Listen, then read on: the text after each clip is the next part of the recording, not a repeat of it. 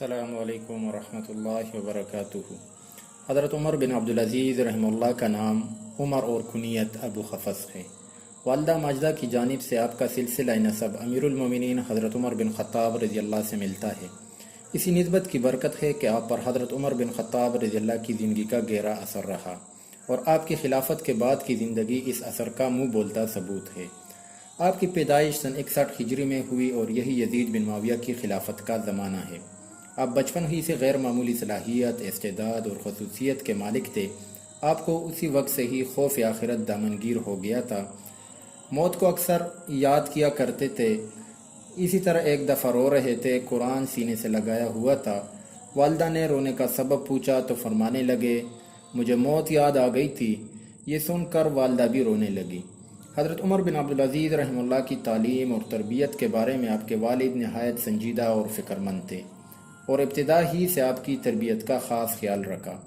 آپ نے عبداللہ بن جعفر رضی اللہ، انس بن مالک، ابو بکر ابن عبد الرحمن، عبید اللہ بن عبداللہ بن عتبہ بن مسعود رضی اللہ سے استفادہ کیا اور ان سے احادیث بھی روایت کی۔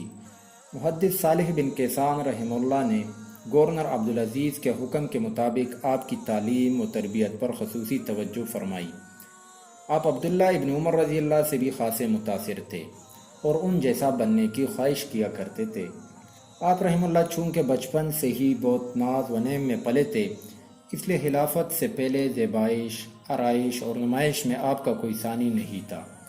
لباس و پوشاک، اکل و شرب، کلام و مکان وغیرہ میں آپ کا ذوق نہایت اعلیٰ و عرفہ تھا۔ جس لباس کو ایک مرتبہ زیب تن فرما لیتے، دوبارہ اسے نہ پہنتے۔ خوشبو و عطر کے استعمال میں آپ اپنی مثال آپ تھے۔ لوگ آپ کا چھال ڈال دیکھ کر ورطہ حیرت میں ڈوب جاتے، لیکن ان تمام باتوں کے باوجود کبھی بھی کسی ایسی برائی میں مبتلا نہ ہوئے جس سے آپ کی ذات یا آپ کے کردار پر کوئی آنچ یا خرف آتا ہو یا کوئی آپ پر تان کر سکتا ہو۔ حضرت عمر بن عبدالعزیز رحمہ اللہ چونکہ خلافت سے پہلے بھی صفات حسنہ کے مالک تھے، لیکن خلافت کے بعد آپ کے اخلاق حسنہ میں ایک عظیم انقلاب برپا ہو گیا۔ چنانچہ آپ رحمہ اللہ نے خلافت کے منصب پر فائز ہوتے ہی خلافت علی منہج النبوت کا آغاز فرمایا۔ آپ نے گزشتہ خلفاء کی غلطیوں کو دور کیا، تمام مغصوبہ جائیدادوں اور مال و اسباب کو ان کے اصل مالکوں اور حقداروں تک پہنچایا اور اس کا آغاز اپنے گھر سے اور اپنے خاندان کے افراد کی جائیدادیں واپس کر کے کیا۔ اس سلسلے میں امراء اور سرداروں نے طرح طرح سے رکاوٹیں ڈالنے کی کوشش کی، مگر ان کے سارے منصوبے ریت کی دیوار ثابت ہوئے اور رفتہ رفتہ عمر ثانی رحمہ اللہ کے عدل و انصاف کا آفتاب افق کی بلندیوں کو چھونے لگا۔ آپ کو خاندان کی برہمی اور امراء کی ناراضگی کا سامنا کرنا پڑا، مگر آپ کسی چیز کو خاطر میں نہ لائے اور آپ کے انصاف کی باران رحمت ہر خاص و عام پر برستی رہی۔